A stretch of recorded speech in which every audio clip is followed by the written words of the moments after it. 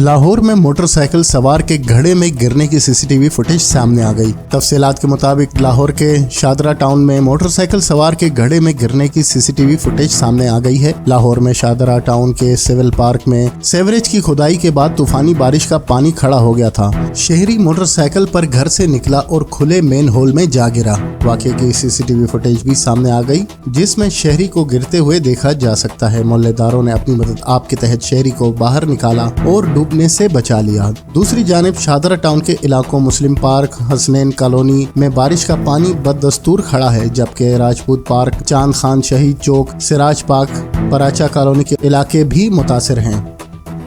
लाहौर में शादरा टाउन के civil park में सेवरेज की खुदाई के बाद तूफानी बारिश का पानी खड़ा हो गया था। शहरी मोटरसाइकिल पर घर से निकला और खुले मेन होल में जा गिरा।